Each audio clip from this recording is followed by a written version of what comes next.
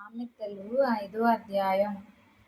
నా కుమారుడా, నా జ్ఞానోపదేశము ఆలకింపుము, వివేకము గల నా బోధకు చెవియొగ్గుము. అప్పుడు నీవు బుద్ధి కలిగి నడుచుకొందువు. తెలివిని బట్టి నీ పెదవులు మాటలాడును. జారశ్రీ పెదవుల నుండి తేనె కారును. దాని నోటి మాటలు నూనె కంటెను నునుపైనవి. దాని వలన కలుగు ఫలము ముసుని పండంత చేదు. అది రెండంచులు గల కత్తి అంత పదును గలది. దాని నడతలు మరణమునకు దిగుటకు దారితీయును. దాని అడుగులు పాతాళమునకు చక్కగా చేరును. అది జీవ మార్గమును ఏమాత్రమును విచారింపదు. దానికి తెలియకుండానే దాని పాదములు ఇటు అటు తిరుగును. కుమారులారా, నా మాట ఆలకింపుడి.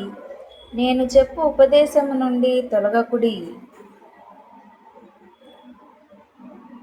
జారశ్రీయుండు ఛాయకు పోక నీ మార్గము దానికి దూరముగా చేసుకొనుము. దాని ఇంటి వాకిటి దగ్గరకు వెళ్ళకుము. వెళ్ళిన ఎడల పరులకు నీ యవన బలమును, క్రూరులకు నీ జీవిత కాలమును ఇచ్చివేతువు. నీ ఆస్తి వలన పరులు తృప్తి పొందుదురు. నీ కష్టార్జితము అన్యుల ఇల్లు చేరును. తుదకు నీ మాంసమును నీ శరీరమును క్షీణించినప్పుడు, అయ్యో, ఉపదేశము నేనెట్లు త్రోసివేసి తిని, నా హృదయము గద్దింపు నెట్లు తృణీకరించెను. నా బోధకుల మాట నేను వినకపోతిని. నా ఉపదేశకులకు నేను చెవియొగ్గలేదు. నేను సమాజ సంఘముల మధ్య నుండినను ప్రతి విధమైన దౌష్ట్యమునకు లోబడుటకు కొంచెమే ఎడమాయను అని నీవు చెప్పుకొనుచు మూలుగుచూనుందువు. నీ సొంత కుండలోని నీళ్లు పానము చేయుము. నీ సొంత బావిలో ఉబుకు జలము త్రాగుము. నీ ఊటలు బయటకు చెదరిపోదగునా? వీధులలో అవి నీటి కాలువగా పారదగునా? అన్యులు నీతో కూడా వాటిని అనుభవింపకుండా అవి నీకే ఉండవలెను గదా. నీ ఊట దీవెన నొందును.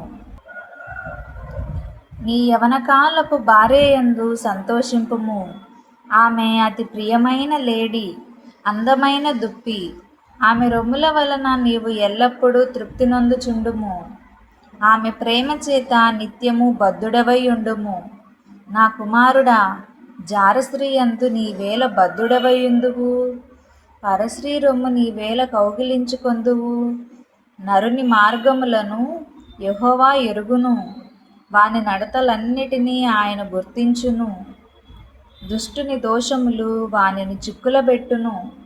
వాడు తన పాశముల వలన బంధింపబడును. శిక్ష లేకయే అట్టివాడు నాశనమగును.